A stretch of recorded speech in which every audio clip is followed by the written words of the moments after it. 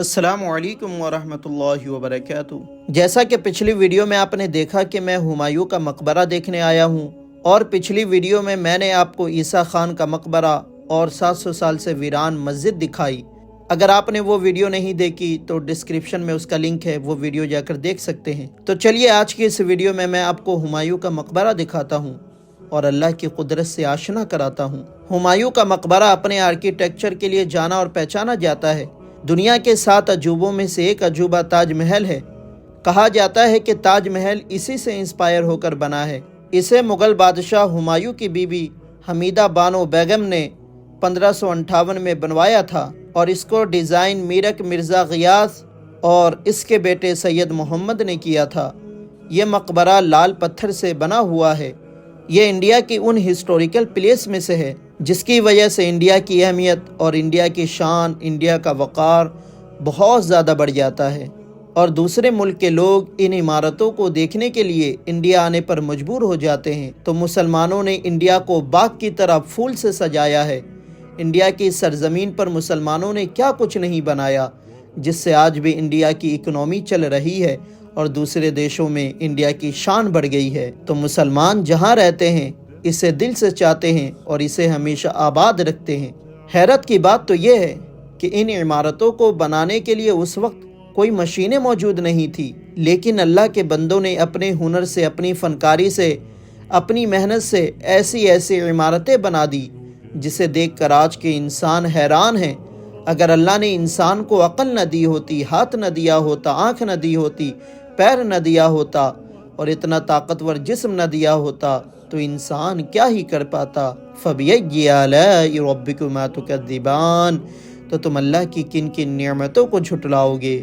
پھر اس عمارت کے اندر داخل ہوتا ہوں تو سب سے پہلے مغل بادشاہ نصیر الدین محمد ہمایوں کا مقبرہ آتا ہے۔ انہی سے یہ عالیشان مقبرہ جانا اور پہچانا جاتا ہے۔ اس مقبرے کے اوپر قرآن کی آیات بھی لکھی ہوئی ہے۔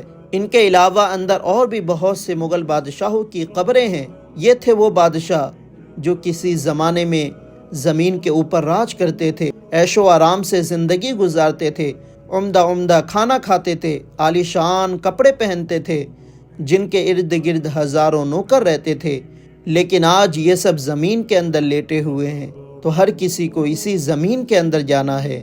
کل نفس ذائقۃ الموت، تو ہر کسی کو موت کا مزہ چکھنا ہے۔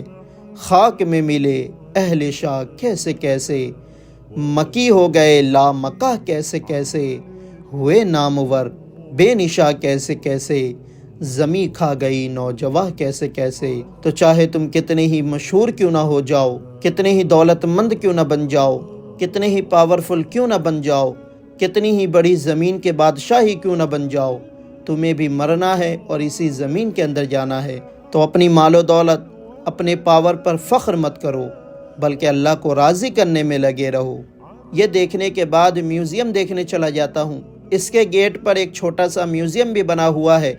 اس میں اس ہسٹوریکل پلیس کا پورا نقشہ بنا ہوا ہے کہ کون سا گیٹ کہاں پر ہے، کون سی بلڈنگ کس جگہ پر ہے، اور کیا کیا ہے اس کے اندر، اور ان کے زمانے کی کچھ چیزیں بھی رکھی ہوئی ہے۔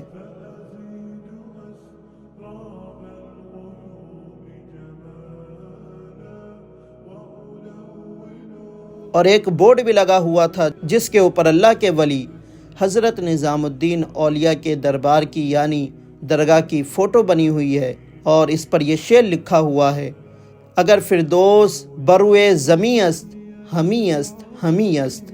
مغل بادشاہوں کو حضرت نظام الدین اولیاء سے بہت محبت و عقیدت تھی۔ یہ پورا علاقہ اس زمانے میں حضرت نظام الدین اولیاء کے آنے سے آباد ہوا تھا، جنہوں نے دین اسلام کو گھر گھر پہنچایا اور محبت کا سب کو جام پلایا۔ یہاں تک کہ مغل بادشاہ بھی حضرت نظام الدین اولیاء کے قرب میں دفن ہونا چاہتے تھے۔ مغل بادشاہوں نے حضرت نظام الدین اولیاء کی محبت و عقیدت کی وجہ سے اس جگہ کو اپنی قبر کے لیے مقرر کیا تھا۔ اور آج اللہ والوں کی شان دیکھ لو کہ حضرت نظام الدین اولیاء اور اللہ والوں کے دربار میں لوگ آج بھی عقیدت و محبت سے جاتے ہیں، اور ان بادشاہوں کی قبر کو دیکھ لو جہاں کوئی آتا جاتا تک نہیں ہے۔ تو دنیا سے جاؤ تو اللہ اور اس کے رسول کو راضی کر کے جاؤ۔ تو آج کا بلاگ یہیں پہ ختم کرتے ہیں، انشاءاللہ پھر ملتے ہیں اگلی ویڈیو میں۔